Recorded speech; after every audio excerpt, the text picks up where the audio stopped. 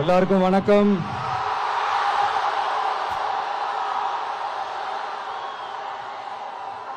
எல்லாரும் எப்படி இருக்கீங்க? சாப்பிட்டீங்களா?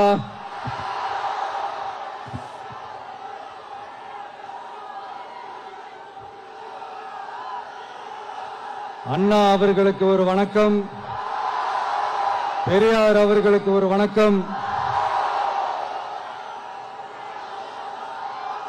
இப்ப நான் எந்த மண்ணில் நின்னுட்டு இருக்கிறேன் தெரியுமா? நாகூர் ஆண்டவர் அன்போட நெல்லுக்கடை மாரியம்மன் அன்னை வேளாங்கண்ணி ஆசியோட கடல் தாய் மடியில் இருக்கிற என் மனசுக்கு ரொம்ப நெருக்கமான நாகப்பட்டினம் மண்ணில் இருந்து நின்று பேசிட்டு இருக்கிறேன்.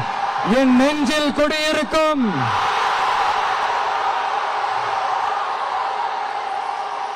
உங்கள் அனைவருக்கும் என்னைக்குமே ஒரு மீனவ நண்பனா இருக்கிற இந்த விஜயோட அன்பு வணக்கங்கள். இந்த கப்பல் இருந்து வந்து இறங்குற இந்த பொருட்களை எல்லாம் விற்கிறதுக்காக அந்த காலத்துல அந்தி கடையெல்லாம் நாகப்பட்டினத்தில் இருக்கும்னு கேள்விப்பட்டிருக்கிறேன். மீன் பிடிக்கிற தொழில், மற்ற தொழில்கள், இந்த விவசாயம், எந்த பக்கம் திரும்பினாலும் எப்படி பார்த்தாலும் உழைக்கிற மக்கள் இருக்கிற ஊர் தான் நம்ம நாகப்பட்டினம் ஊர். மத வேறுபாடே இல்லாத, அனைவருக்கும் பிடித்து போன, மதச்சார்பின்மைக்கு எடுத்துக்காட்டாக வாழ்ற உங்கள் அனைவருக்கும் மீண்டும் என்னுடைய சிரம் தாழ்ந்த ஸ்பெஷல் வணக்கங்கள். இந்த தமிழ்நாட்டில் இந்த மீன் ஏற்றுமதியில் 2வது இடத்துல இருக்கிறது நம்ம நாகப்பட்டினம் ஹார்பர் தான். ஆனா அங்க இந்த நவீன வசதிகளோட இந்த மீன் பதப்படுத்துற இந்த மாடர்ன் தொழிற்சாலைகள் இல்ல. அது மட்டும் இல்ல, இந்த அடிப்படை வசதிகள் கொண்ட இந்த வீடுகள்லாம் இல்லாம ரொம்ப அதிகமா இந்த குடிசை பகுதிகள் இருக்கிற ஊரும் நம்ம நாகப்பட்டினம் ஊரு தான்.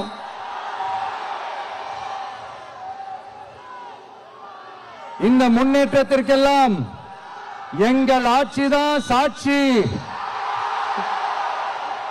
அப்படி இப்படின்ட்டு இந்த அடுக்குமொழியில பேசி பேசி அது நம்ம கேட்டு கேட்டு காதுல இருந்து ரத்தம் வந்ததான் மிச்சம். இவங்க ஆண்டது பத்தாதா?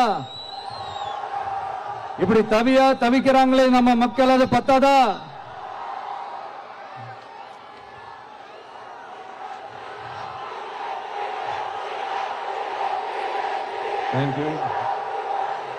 தேங்க்யூ. இந்த இலங்கை கடற்படையால நம்ம மீனவர்கள் தாக்கப்படுறதையும் அதுக்கான காரணத்தை பத்தியும் அதுக்கான தீர்வை பத்தியும் நான் மதுரை மாநாட்டிலே நான் பேசியிருந்தேன். அது ஒரு தப்பா?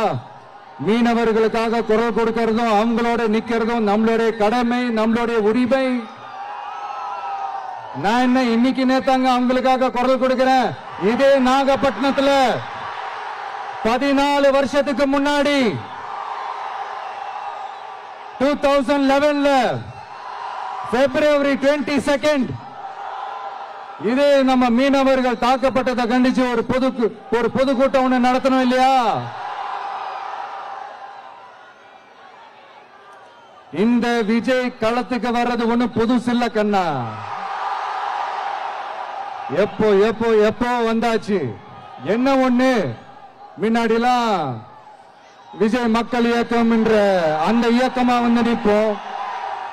இப்ப தமிழக வெற்றி கழகம் என்ற அந்த ஒரு அரசியல் இயக்கமா வந்து நிக்கிறோம். அவ்வளவுதான் வித்தியாசம். அன்னைக்கும் சரி, இன்னைக்கும் சரி, இனிமேலும் சரி, மக்களுக்காக மக்களோட நிக்கிறது தான். இது புரிய வேண்டியவங்களுக்கு புரிஞ்சா சரி.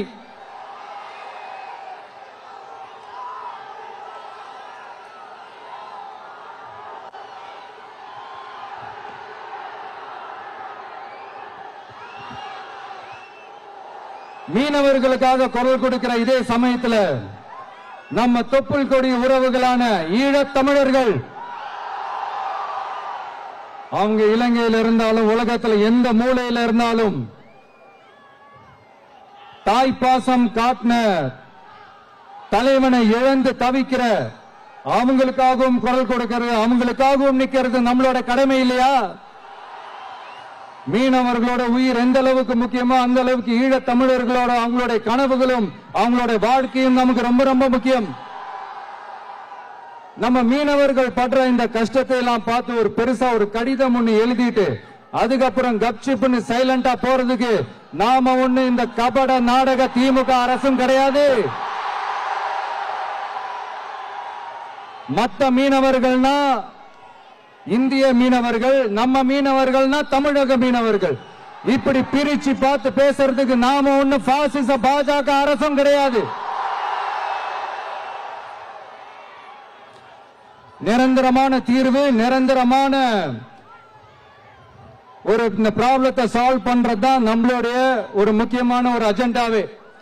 சரி, இப்ப நம்ம நாகப்பட்டினம் ஏரியாவுக்கு வருவோம்.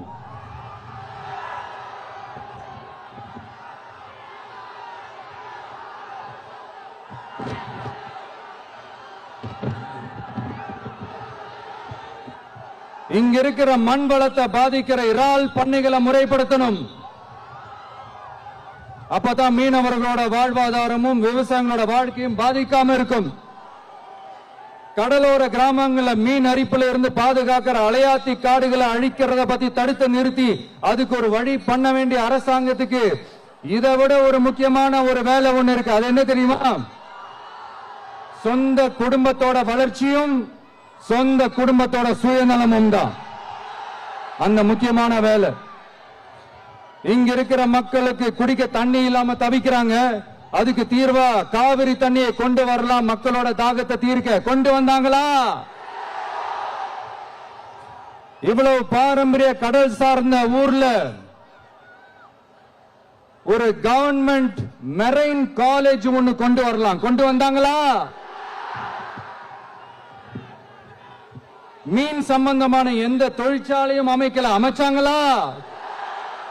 அட்லீஸ்ட் நிறைய பேருக்கு வேலை வாய்ப்பு கிடைக்கிற மாதிரி தொழில் வளர்த்தியாவது பெருக்கலாம். அதையாவது செஞ்சாங்களா?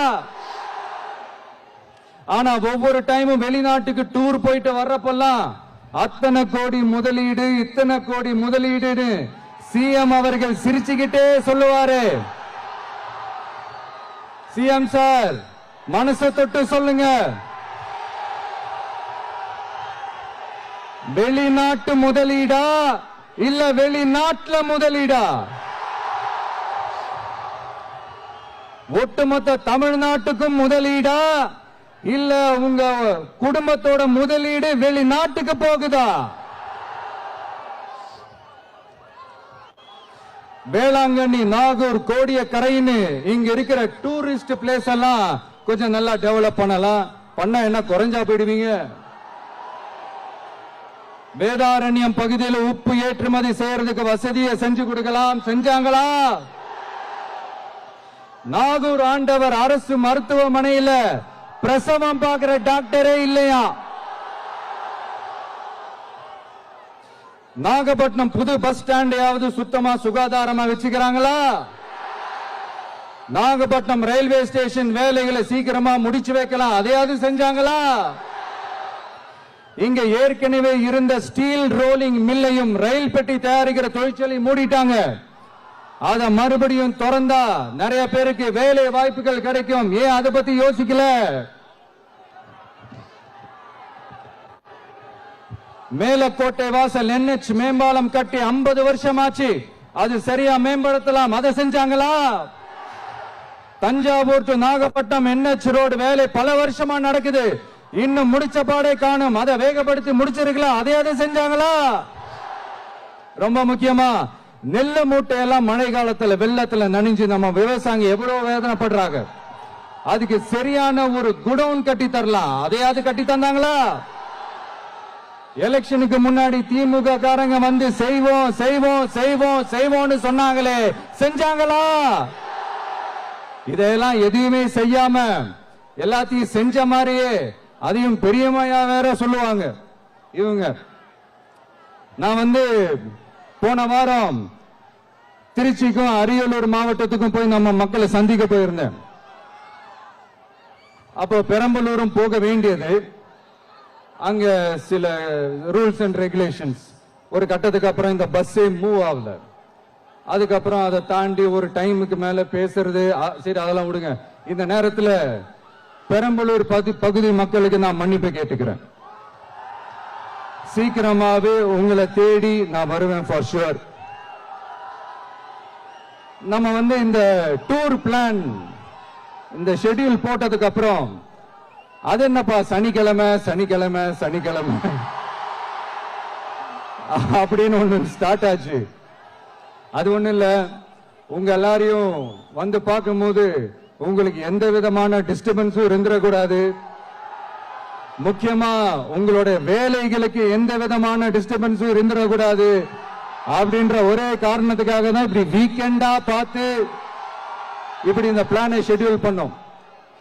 லீவு நாட்கள்ல ஓய்வு நாட்கள்ல வரணும்ன்றதா அந்த எண்ணமே. அது மட்டும் இல்ல, அரசியல்ல சில பேருக்கு நம்ம ஓய்வும் கொடுக்கணும் இல்லையா? அதனாலதான் இந்த ஓய்வு நாட்களா பார்த்து இப்படி செலக்ட் பண்ணோம். சரி, இப்ப நம்ம மக்களை சந்திக்கிறதுக்கு, நம்ம சொந்தங்களை சந்திக்கிறதுக்கு எத்தனை கட்டுப்பாடுங்க. அந்த இடத்துல பர்மிஷன் இல்ல, இந்த இடத்துல பர்மிஷன் இல்ல. ஆனா அதுக்கான காரணங்கள்லாம் நீங்க கேட்டீங்கன்னா சொத்தையான காரணமா இருக்கும். அங்க பேசக்கூடாது, இங்க பேசக்கூடாது, 5 நிமிஷம் தான் பேசணும், 10 நிமிஷம் தான் பேசணும். நான் பேசுறதே 3 நிமிஷம் தான். அதுலயும் அது பேசக்கூடாது, இதை பேசக்கூடாதுன்னு சொன்னா அப்புறம் தான் எதை தான் பேசுறது. அரியலூர்ல போனப்போ நான் கரெக்டா அந்த ஊருக்கு போறதுக்கு முன்னாடி அந்த ஏரியாலேயே அந்த பவர் கட்டு. அப்புறம் நான் திருச்சிக்கு போய் நான் பேச ஆரம்பிச்சதுக்கு அப்புறம் அந்த ஸ்பீக்கருக்கு போற அந்த வயரு கட்டு. இல்ல நான் தெரியாம தான் கேட்கிறேன், சிஎம் சார், ஃபார் எக்ஸாம்பிள் இப்ப ஒரு RSS தலைவர் இங்க வராருன்னு வச்சுக்கோங்க, இல்ல நம்ம பிரதமர் மோடிஜி அவர்களோ இல்ல உள்துறை அமைச்சரோ இங்க வராருன்னு வச்சுக்கோங்க, இந்த மாதிரி கண்டிஷன்ஸ் எல்லாம் போடுவீங்க,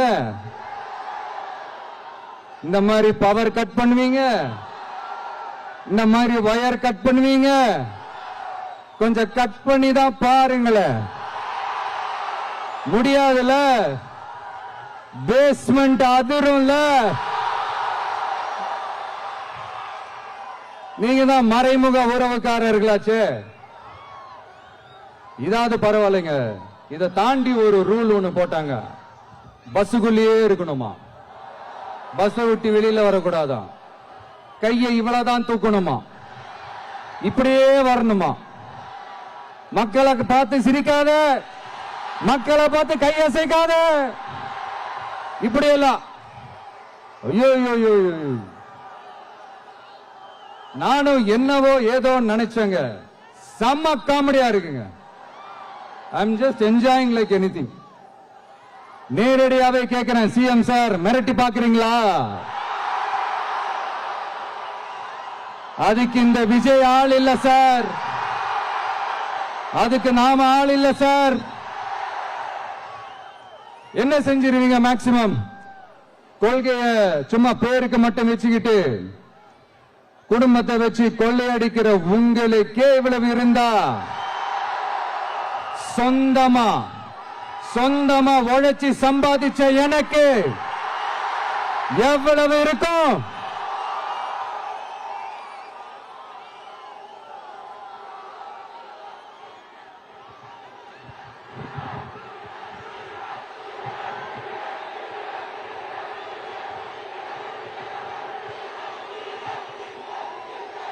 தேங்க்யூ நண்பா. என்ன நாங்க பெருசா கேட்டுட்டோம்? மக்கள் நிம்மதியா ஃப்ரீயா நின்னு பாக்குறதுக்கு ஒரு இடம், அதை நாங்க தேர்வு செஞ்சு அதுக்கு பர்மிஷன் கேட்கிறோம். ஆனா நீங்க என்ன பண்றீங்க? அந்த இடத்தையெல்லாம் விட்டுட்டு நெருக்கடியோட, மக்கள் நெருக்கடியோட எங்கெல்லாம் நிப்பாங்களோ அந்த இடமா பார்த்து செலக்ட் பண்ணி தரீங்க. உங்க எண்ணம் தான் என்ன சார்? நான் உங்களை பார்க்க கூடாது, அவங்களோட பேசக்கூடாது, அவங்க குறைகளை கேட்க கூடாது, அவங்களுக்காக குரல் கொடுக்க கூடாது. என்னதான் சார் உங்க எண்ணம்? சரிங்க சார், ஒரு அரசியல் தலைவன் அப்படின்றதெல்லாம் மறந்துருங்க.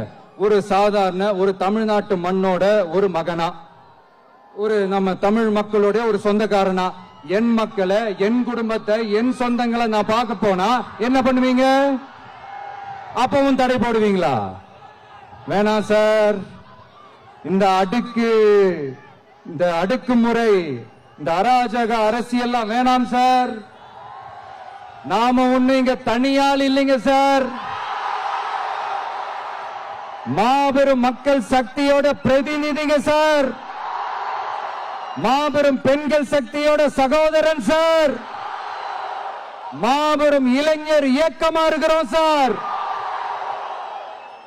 மறுபடியும் சொல்றேன், 2026 ரெண்டு பேருக்கு நடுவுல தான் போட்டியே. ஒண்ணு இன்னொன்னு, ஒண்ணு இன்னொன்னு.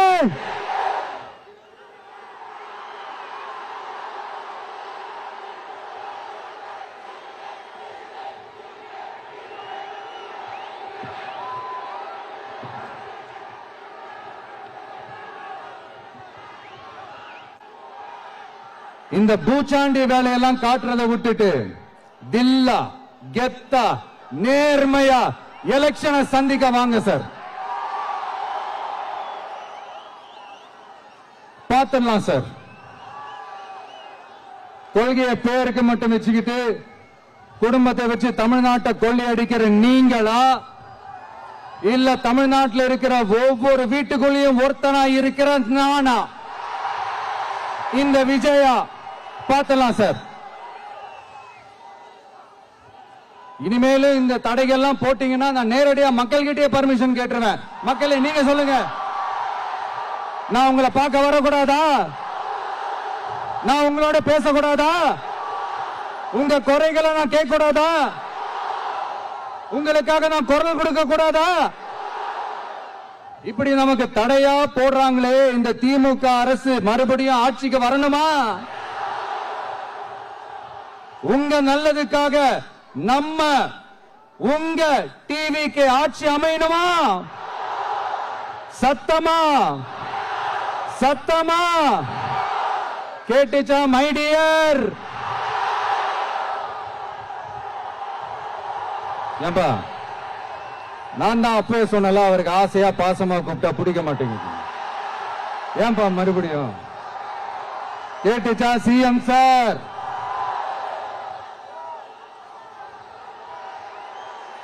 இந்த போர் முழக்கம் உங்களை ஒரு நிமிஷம் கூட தூங்க விடாது, துரத்திக்கிட்டே வரும்.